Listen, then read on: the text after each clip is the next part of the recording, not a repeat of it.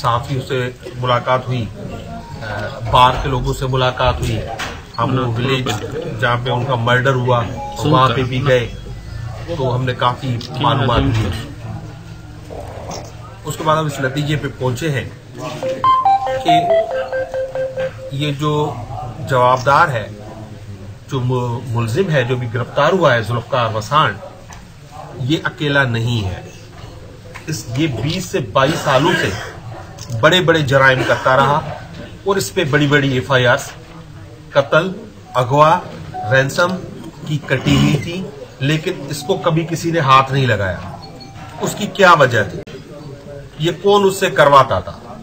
वो अकेला नहीं था, उसको पुलिस की भी मदद थी और उसको इलाके के बाअसर लोगों की भी हिमायत हासिल थी।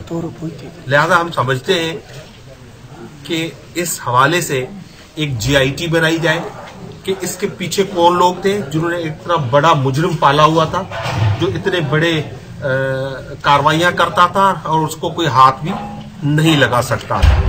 हम उस गांव में गए, हमने देखा, उसकी माँ से, रमशा की माँ से हमने मुलाकात की।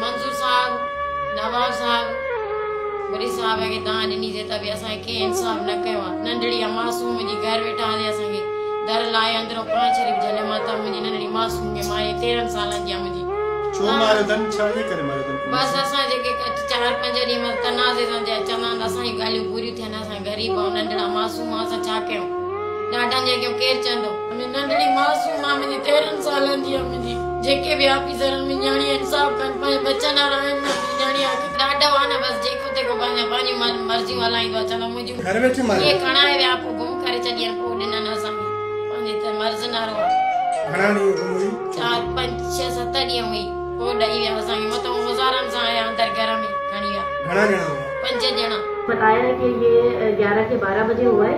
हमारे पास ये 2 बजे में 5 मिनट की जब आई है। हमने पूरा 1 घंटा एग्जामिन किया है, सारी जो उसके बुलेट की एंट्री और एग्जिट वो नोट किए। 9 एंट्री और थ्रू और थी, एग्जिट भी थी। उसकी जो कलर ऑफ क्लॉथ है लाइट ग्रीन थे और identified by 2 mother and elder brother. As उसकी 13 से 15 साल उम्र थी उसकी, और उसका नाम जो रमशा नाम था। और उसकी नो एंट्री और एग्जिट थी। 2 राइट में आर्म में थी, 2 लेफ्ट में थी, 1 मिड ऑफ द चेस्ट थी, 2 बिलो द चेस्ट थी, एक एक फोसा की तरफ थी और एक राइट साइड थी, left side of the chest. हुए तो सिंध धरती अमन मोहब्बत ऐं प्यार जो दर्स ॾे थी, त उते वरी सूफ़ीन जी धरती ते वैशिन पारां ग़रीब अवाम जो जीअण जंजाल करे छॾियो आहे। सूफ़ीन जी धरती ते वैशिन पारां मुसलसल ग़रीब ख़ानदाननि जे नंगनि ते कारियर नांग वांगुरु ज़हर भरे मिसकिन न्याणियुनि खे क़त्ल करण जा मुसलसल वाक़िया तेज़ी सां वधनि पिया, त उते मौजूदु इंतिज़ामिया अखियुनि में धूड़ विझी, कननि में कपाह विझी वाक़िअनि खां अणवाक़ुफ़ आहे। ताज़ो ज़िला खैरपुर जे इलाइक़े ॻोठ गुडू वसाण में ख़्वाबनि जी ताबीर ॿुधाइण वारो कूड़ो नजूमी ऐं पाकिस्तान पीपल्स पार्टी जे अॻुवाण जनाब मंज़ूर वसाण जे भाणे जे ज़ुल्फ़कार उर्फ़ ज़ुलू, जेको 15 खां मथे मुख़्तलिफ़ केसनि में घुर्बल रूपोश ॾुआरी 13 सालनि जी मासूम न्याणी रमशा वसाण जे घर में घिड़ी अंधाधुंध फायरिंग करे मासूम न्याणी रमशा के हमेशा जे लाइ मौत जी निंड सुम्हारे फ़रार थी वियो आहे। जॾहिं त बेगुनाह मिसकिन मासूम न्याणी रमशा वसाण जे अहिड़े वाक़े ते समूरी सिंध सोगवार बणिजी वई आहे, जॾहिं त कराची खां वेंदे कश्मीर ताईं मुसलसल रमशा वसाण जे कातिलनि जी गिरफ़्तारी लाइ मुख़्तलिफ़ शहरनि में एहतिजाजी मुज़ाहिरा बि कया पिया वञनि। पर अफ़सोस मौजूदा हुकूमत जी नाअहली ऐं इलाइक़े जे बाअसर शख़्स मंज़ूर वसाण जे आशीर्वाद सां कातल ज़ुल्फ़कार उर्फ़ ज़ुलू पुलिस जे चंबे मां आज़ादु आहे ऐं संदसि गिरफ़्तारी बि अमल में नाहे आई। सिंध में हमेशा इन्हनि बाअसर वॾेरनि मीरनि पीरनि ऐं सरदारनि पारां कयल ज़ुल्म जी दास्तान त भरियल आहे, पर उन्हनि जे का बि पुॼाणी नथी थिए। मासूम न्याणी ज़ैनब खां पोइ सिंध जे अहिड़ियुनि दर्जनुनि जी तादाद में ज़ैनबूं क़त्ल थी वियूं आहिनि, पर कातिल आज़ाद ऐं ताक़तवर आहिनि।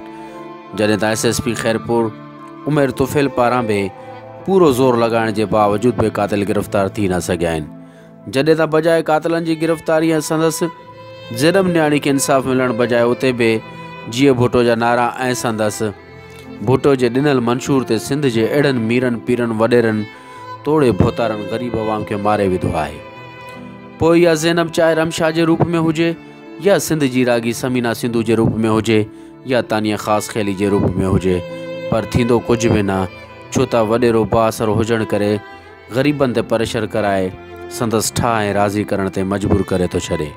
मगर अफ़सोस कानून जे कमज़ोर ऐं कानून ताक़तवर न हुअण करे अहिड़नि कातलनि खे सरेआम सज़ा न ॾिनी त रोज़ानो अहिड़नि वाक़िअनि में तेज़ी थींदी। ज़रूरत इन ॻाल्हि जी आहे त आख़िर अहिड़ो कहिड़ो मुजरिम कानून खां बालातर आहे जंहिंखे कानून सरेआम फांसी ते नथो लटकायो वञे। बाग़ी सागर पवार, सोच टीवी।